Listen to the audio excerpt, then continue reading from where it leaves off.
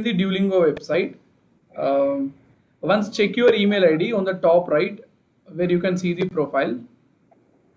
There you are finding your email ID. Just check whether it is correct or not. Yes, it's correct. Done. Now click on my test and click on purchase a test. Here select the one test, click on continue. Select 2 days, click on continue. Select the state. Total fee it is showing is around 6,456. Correct? Yes. Now Yes. this coupon code you can get. Now click on apply coupon code. Now I shared a coupon code on your WhatsApp. Copy that code and paste it over here.